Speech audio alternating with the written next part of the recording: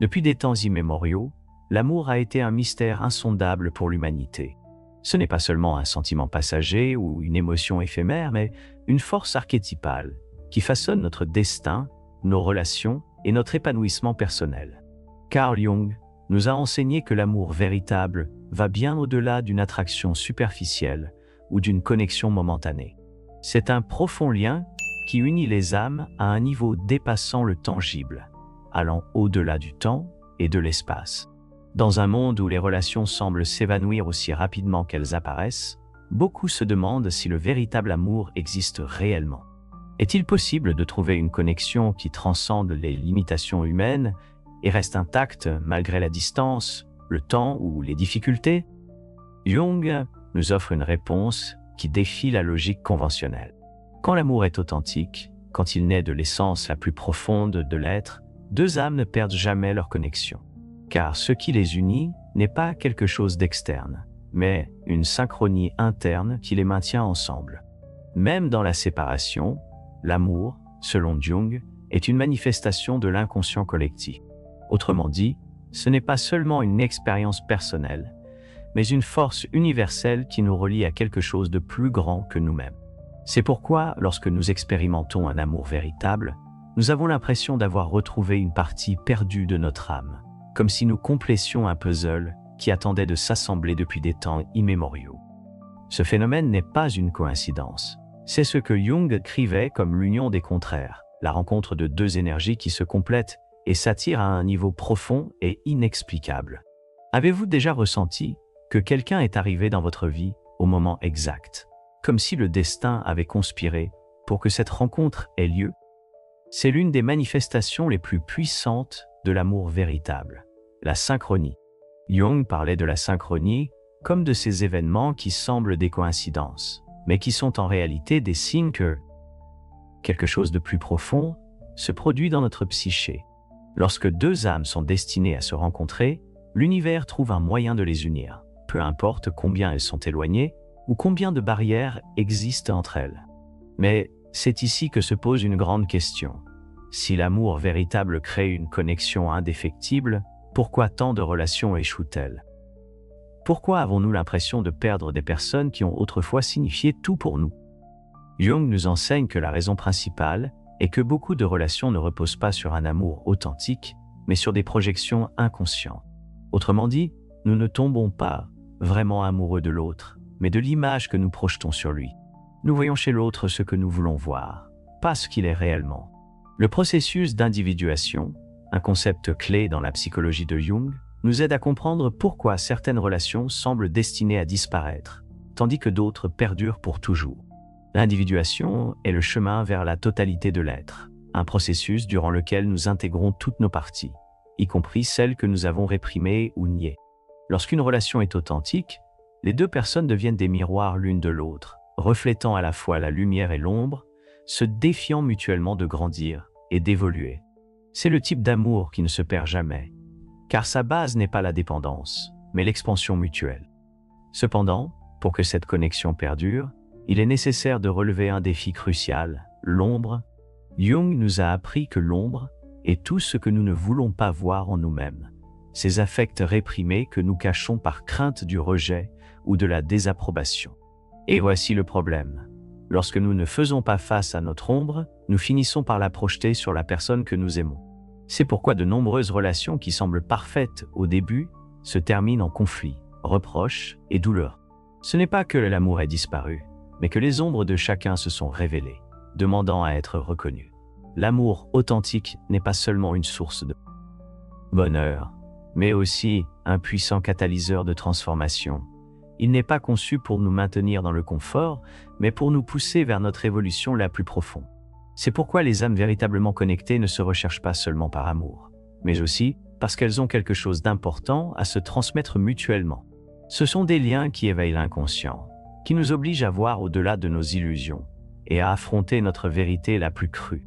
Lorsque deux âmes sont véritablement unies, même la distance ou la séparation physique ne peuvent briser leurs liens. Jung parlait d'un principe profond dans la psyché humaine. Ce qui est véritablement en accord avec notre être ne disparaît pas, mais se transforme. Cela signifie que même si une relation semble avoir pris fin sur le plan physique, son impact sur notre inconscient reste vivant. C'est pourquoi certaines personnes, bien qu'elles ne soient plus dans notre vie, continuent d'occuper nos pensées, nos rêves et nos émotions. Leur énergie persiste parce qu'elles ont laissé une empreinte indélébile en nous. Si un jour tu as ressenti qu'une connexion était trop forte pour disparaître, si un jour tu as ressenti la présence de quelqu'un, même en son absence, c'est parce que ce lien n'existait pas seulement en surface, mais au plus profond de ta psyché. Ce sont des relations que Jung décrirait comme des connexions archétypiques, celles qui touchent les niveaux les plus profonds de notre être et nous transforment d'une manière que nous ne comprenons même pas entièrement. Mais ici se trouve la clé. L'amour véritable ne signifie pas possession. Beaucoup de gens croient que, parce qu'une connexion est forte, ils doivent s'y accrocher à tout prix. Mais Jung nous enseigne que l'amour réel ne lie pas, mais libère. Il ne s'accroche pas par peur, mais fait confiance à ce qui est authentique pour trouver toujours le moyen de rester. Lorsque nous essayons de retenir quelqu'un par besoin, par peur de la perte, nous agissons en réalité à partir de nos propres blessures non résolues. De notre ombre qui craint l'abandon, le véritable amour, celui qui ne se perd jamais, est celui qui nous permet de grandir sans contrainte. Il ne cherche pas à nous compléter, car il comprend que nous sommes déjà complets. Il ne cherche pas à combler un vide, mais à partager l'abondance de ce que nous sommes. C'est pourquoi les relations qui sont vraiment destinées à durer ne reposent pas sur la dépendance, mais sur l'interdépendance. Deux êtres complets qui choisissent d'avancer ensemble, non pas parce qu'ils ont besoin l'un de l'autre, mais parce qu'ils se reconnaissent. Et c'est ici que nous trouvons la réponse finale. Quand l'amour est authentique, deux âmes ne perdent jamais leur connexion, car cette connexion ne dépend pas de circonstances externes, mais de la vérité interne de chacun. Peu importe le temps qui passe ni les chemins qui se croisent en cours de route, car ce qui est réel au niveau de l'âme transcende toute limitation du monde matériel. La question que tu dois te poser n'est pas si l'amour véritable existe, mais si tu es prêt à te confronter à toi-même pour l'expérimenter. Parce que le véritable amour n'est pas seulement un cadeau, c'est une responsabilité. Il nécessite du courage, de l'authenticité et la volonté de plonger en toi-même, au-delà de tes peurs et de tes projections. C'est là, au plus profond de ton être, que réside toujours la réponse. Si le véritable amour est une connexion qui transcende le temps et la distance, pourquoi tant de personnes ont-elles l'impression d'avoir perdu quelqu'un qu'elles aimaient profondément? La réponse se trouve dans la différence entre le amour authentique et l'attachement inconscient. Jung nous a appris que bon nombre de nos relations ne sont pas motivées par un amour véritable, mais par des schémas psychologiques cachés issus de notre inconscient. Cela signifie que, dans de nombreux cas, ce que nous percevons comme de l'amour n'est en réalité qu'une répétition de blessures non guéries, une tentative inconsciente de combler des vides émotionnels que nous portons depuis l'enfance. Le problème, c'est qu'harcelé par l'amour, cela engendre de la souffrance. Cela nous fait sentir que nous avons besoin d'une autre personne pour être entiers. Cela nous attache à la peur de perdre. Cela nous pousse à contrôler, à exiger et à espérer que l'autre agisse selon nos besoins. Mais le véritable amour ne fonctionne pas ainsi. Le vrai amour, selon Jung, naît lorsque deux personnes ont travaillé sur leur individuation, lorsqu'elles ont intégré leurs ombres et ont appris à être en paix avec elles-mêmes. Ce n'est qu'alors qu'elles peuvent éprouver une connexion qui ne repose pas sur le manque, mais sur l'expansion mutuelle. Ici se révèle une vérité fondamentale. Tu ne peux véritablement aimer quelqu'un si tu ne t'es pas d'abord connu toi-même. La plupart des relations sont marquées par des projections, c'est-à-dire par la tendance de l'inconscient à attribuer à une autre personne des qualités qui appartiennent en réalité à notre propre psyché. Jung expliquait que quand nous tombons amoureux dans de nombreux cas, nous ne voyons pas l'autre tel qu'il est, mais à travers le filtre de nos propres expériences, désirs et blessures. Cela peut créer l'illusion d'une connexion profonde, alors qu'en réalité, nous ne voyons que ce que nous voulons voir. C'est pourquoi de nombreuses relations commencent par une fascination. Mais avec le temps, elles s'effondrent en taux. La projection initiale s'estompe et nous commençons à voir l'autre avec plus de clarté. C'est ici que beaucoup de personnes ont l'impression d'avoir perdu le lien avec quelqu'un qui comptait tant pour elles. Mais en réalité, ce qui est perdu n'est pas l'amour, mais l'illusion. Et c'est quelque chose de merveilleux, car c'est à ce moment-là qu'émerge l'opportunité de construire une véritable connexion basée sur la vérité. et non sur des projections. L'amour authentique n'est pas aveugle. Il ne glorifie pas, ni ne met l'autre sur un piédestal. Il est conscient de ses imperfections et les accepte, car il comprend que la véritable connexion ne consiste pas à trouver quelqu'un de parfait, mais à trouver quelqu'un avec qui l'on peut grandir et évoluer. Jung expliquait que, lorsqu'une relation est authentique, les deux personnes deviennent des catalyseurs de la croissance de l'autre. Elles ne stagnent pas dans le confort, mais se défient mutuellement à affronter leurs ombres et à évoluer. C'est ici que beaucoup de personnes commettent une erreur. Elles pensent que le conflit dans une relation est un signe que l'amour est terminé. Mais Jung nous dit que le conflit est en fait une partie nécessaire du processus d'individuation. C'est dans le conflit que se révèlent les parties de nous-mêmes que nous n'avons pas encore intégrées. Dans une relation authentique, les désaccords ne sont pas des obstacles, mais des opportunités pour approfondir la connexion, pour mieux comprendre l'autre, et surtout, pour mieux nous comprendre nous-mêmes. C'est pourquoi l'amour véritable n'est pas un conte de fées. Il ne s'agit pas d'éviter la douleur, mais d'être prêt à l'affronter ensemble. Il ne s'agit pas d'éviter l'ombre, mais de l'intégrer dans la relation. Et quand cela se produit, la connexion devient indestructible. Deux âmes qui ont traversé ce processus ne peuvent se perdre, car leur union n'est pas fondée sur le besoin, mais sur la reconnaissance mutuelle de qui elles sont vraiment. Mais cela nous conduit à un autre point clé. L'amour authentique ne signifie pas toujours être ensemble physiquement. Parfois, la meilleure façon d'honorer une véritable connexion est de se permettre de grandir séparément. Jung nous rappelait que l'amour authentique ne lie jamais, mais libère. Si deux personnes sont destinées à être ensemble, l'univers trouvera un moyen de les réunir au bon moment. Et si ce n'est pas le cas, alors la leçon qu'elles devaient s'apprendre mutuellement a déjà été accomplie. C'est pourquoi beaucoup de personnes ont l'impression que certains amours ne disparaissent jamais complètement, même si les circonstances les éloignent.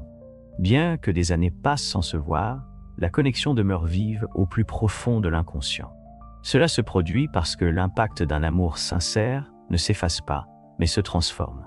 La présence de cette personne peut continuer à se manifester dans des rêves, des souvenirs, des moments d'introspection, non pas comme un fardeau, mais comme une preuve que cette relation a laissé une empreinte indélébile dans la psyché. Cela nous mène à une vérité encore plus profonde. Au niveau de l'âme, il n'y a jamais de perte, seulement une évolution. Jung nous a appris que la vie ne consiste pas à s'accrocher, mais à apprendre.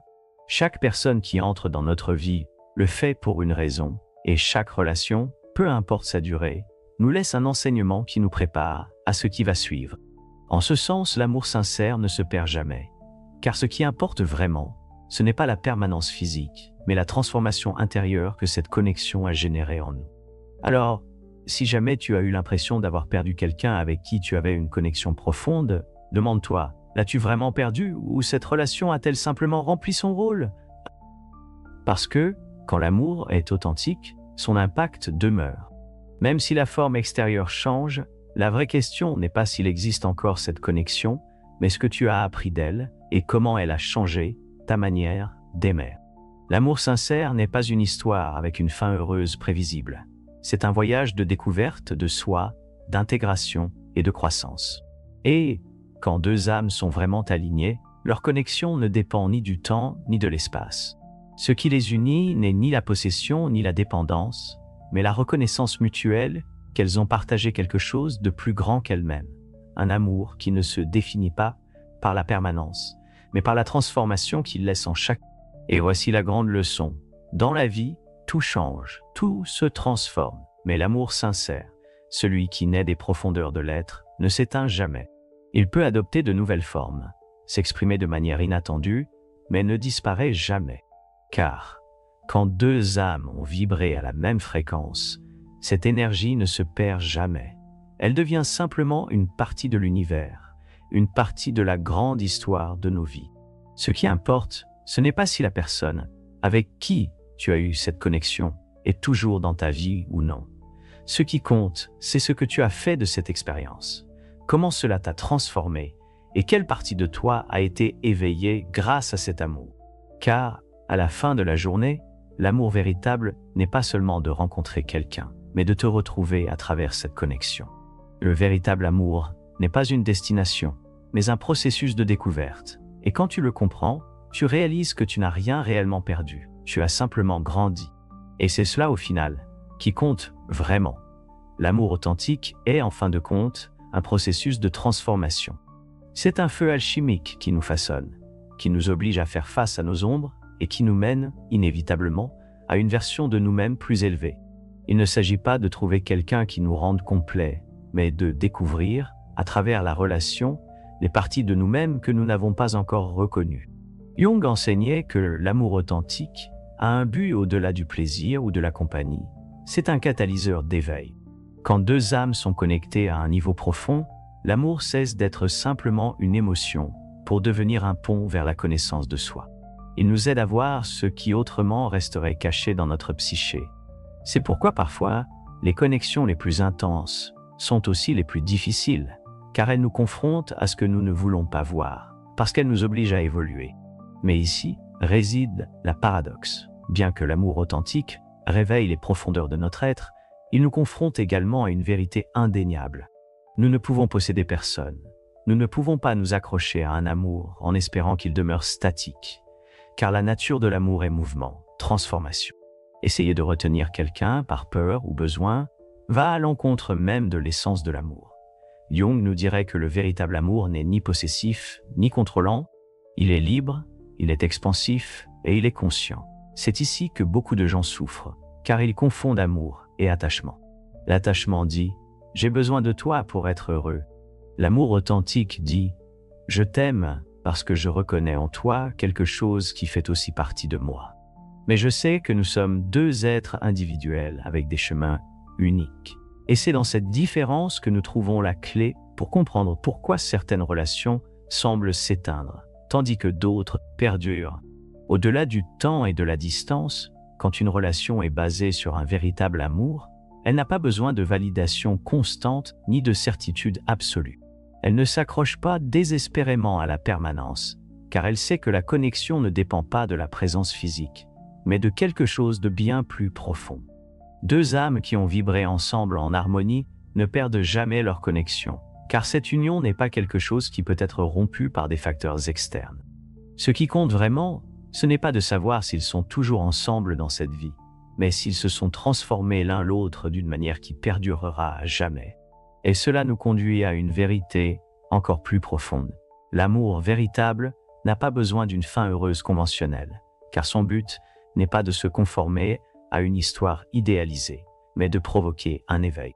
Il y a des amours qui viennent pour rester toute la vie, et il y a des amours qui arrivent pour nous montrer quelque chose d'important, et ensuite suivre leur chemin. Mais, dans les deux cas, l'impact est éternel. C'est pourquoi Jung nous invite à voir l'amour sous un angle plus élevé, non pas comme un objectif à atteindre, mais comme un processus d'expansion de l'âme. Lorsque nous comprenons cela, nous cessons de craindre la perte. Nous arrêtons de considérer la fin d'une relation comme un échec, car, quand un amour a été réel, il ne disparaît jamais. Il devient une partie de notre essence, une partie de notre histoire, une partie de ce que nous sommes. Si jamais vous avez eu le sentiment d'avoir perdu quelqu'un avec qui vous aviez une connexion profonde, cessez de vous concentrer sur l'absence et commencez à vous demander « Comment cet amour m'a-t-il transformé ? Quelles parties de moi se sont éveillées grâce à cette connexion ? De quelle manière suis-je encore sensible à son impact dans ma vie ?» Car la vérité est que quand l'amour est authentique, il ne s'en va jamais, ne se brise jamais, ne disparaît jamais. Il change simplement de forme. Et voici la grande leçon que Jung nous laisse.